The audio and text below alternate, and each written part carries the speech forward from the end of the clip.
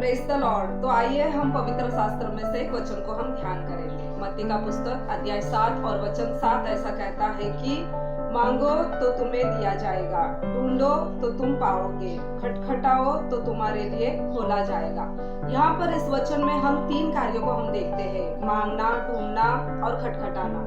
तो हम इनमें से तीनों में से पहले जो कार्य है उसके बारे में हम ध्यान करेंगे।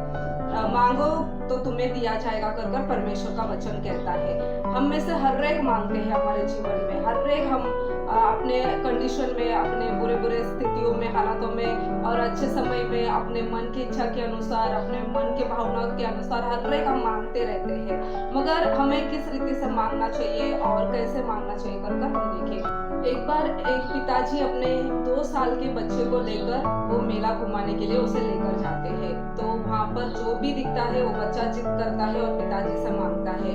जब वो गुब्बारे को देखता है तो पिताजी से कहता है कि मुझे गुब्बारा चाहिए, और पिताजी भी खुश होकर उसे गुब्बारा लाकर देते हैं। फिर आगे जाकर वो देखता है कि बहुत सारे अच्छे खिलौने हैं और वो जिद करता है कि मुझे खिलौना चाहिए, तो उसका पिताजी उसे खिलौना भी लाकर दे देता है। फिर और भी आगे जाकर वो बच्चा आइसक्रीम मांगता है, तो पिताजी ने उसको दूसरे खाने के लिए हर एक पदार्थ उसको खिलाया, मगर पिताजी यहाँ पर आइसक्रीम खिलाने के लिए मना करते हैं क्योंकि वो उसके शरीर के लिए अच्छा नहीं है, ठंडी का मौसम है और उसे सर्दी हो सकती है।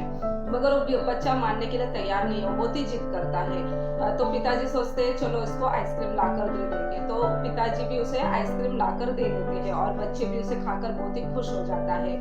और आगे बढ़ते हैं वो दोनों, तो क्या देखते हैं कि वहाँ पर एक सपेरा सांप को लेकर खेल दिखाता रहता है। तो बच्चा उस सांप को देखकर बहुत ही खुश हो जाता है और वो सोचता है कि अगर ये मेरे पास होगा तो वो कितना अच्छा होगा, और ये सोचकर वो अपने पिताजी से जिद करता है कि ये सांप मुझे चाहिए।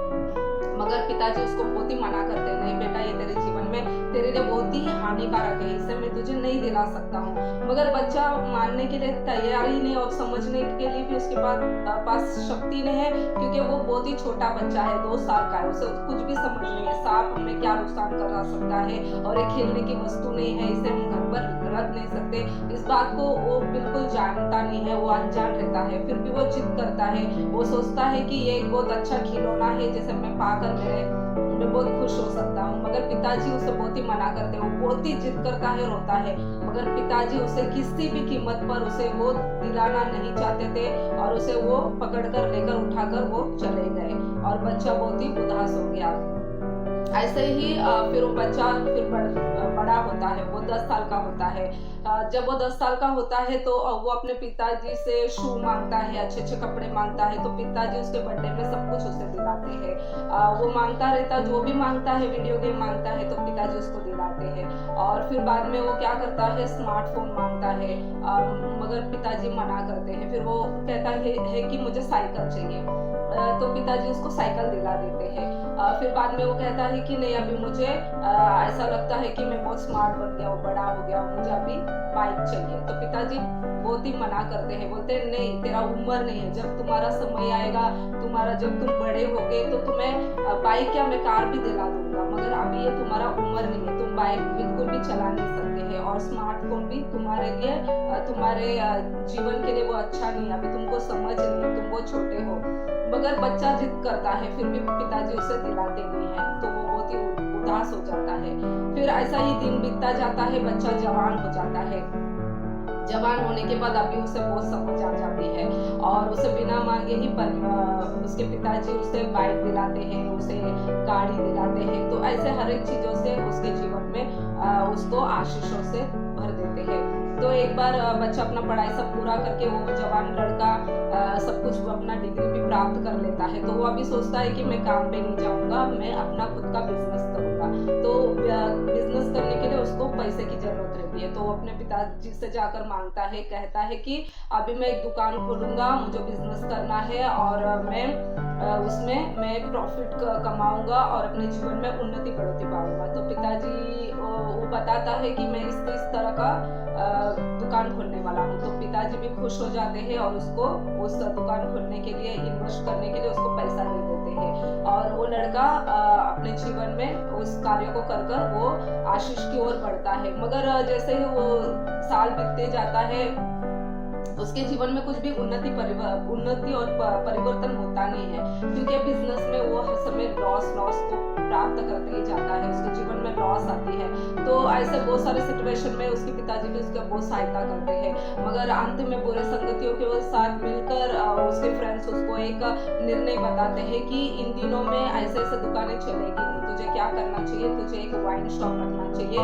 अभी तो लोग उसके बहुत ही नशे में व्यस्त रहते हैं और अपने पूरे पैसे को उस दुकान में लगा देते हैं, उस चीज के लिए लगा देते हैं। तो तुझे ऐसे ऐसे नशीली पदार्थों का दुकान खोलना चाहिए ताकि तुम अपने जीवन में जल्दी से पैसे को ज्यादा प्राप्त कर सकते हो और आशीष की ओर बढ़ सकते हो। तो यहाँ पर वो जो बेटा है, वो जवान है, वो उनके फ्रेंड्स के इसमें आ जाता है और अपने पिताजी से जिद करता है कि मुझे पैसा चाहिए ताकि मैं ऐसे ऐसे शॉप को खोल सकूं। तो उसके पिताजी जब सुनते हैं तो बहुत ही दुखित हो जाते हैं और वो उसको बिल्कुल भी मना करते हैं कि ये हमारे लिए अच्छा नहीं है, तुम ऐसे शॉप को खोलकर बहुत सारे लोगों के जीवन को तबाह कर सकते हो, क्योंकि बहुत सारे लोग अपने कमाई कमाकर उस शॉप पे आके पैसा डालेंगे और घर पे बीबी बच्चों को पैसे नहीं देंगे, पूरे दारू में उड़ा देंगे। तो ये सब बुरी बात है, ये सब करना बहुत ही गलत है और कानून भी इसका विरोध है। तो मैं तुमको इस चीज को करने के लिए मैं तुमको इजाजत नहीं दूंगा कर उसके पिताजी कहते हैं। तो वो जवान बहुत ही निराश और उदास और गुस्से से भर जाता है। ऐसे उसके जीवन में वो समझ नहीं पाता है कि उसके पिताजी उसके जीवन में उसके लिए क्या चाहते हैं कर। तो ऐसे ही वो गुस्से में हो जाता है। फिर बाद में जैसे ही उम्र बीतता जाता है तो वो जैसे वो 2 साल में जो जिद कर रहा था, जब वो 10 साल का हुआ तो उसको पता चला कि ये 2 साल में मैंने जो जिद किया था वो मेरे लिए बुरा था, हानिकारक था, इसके लिए मेरे पिताजी ने मुझे नहीं दिया था। जब वो जवान हो जाता है तो वो सोचता है कि जब मैंने 10 साल में मेरे पिताजी से बाइक और कार मांगा तो वो उम्र में मुझे ये प्राप्त करना उचित नहीं था, इसके लिए मेरे पिता ने मुझे दिया नहीं कर उस उम्र में वो उस उम्र का बात को जान जाता है। वैसे ही और भी दिन उम्र बढ़ने के बाद फिर इस बात को भी वो जान जाता है कि सही में ये हमारे लिए, मेरे जीवन के लिए बहुत ही गलत था। भले मैं आशीष पा सकता था मगर वो अच्छा रास्ता नहीं था मेरे लिए। ऐसे कर अपने उम्र के हिसाब से वो उस गलतियों को समझ जाता है।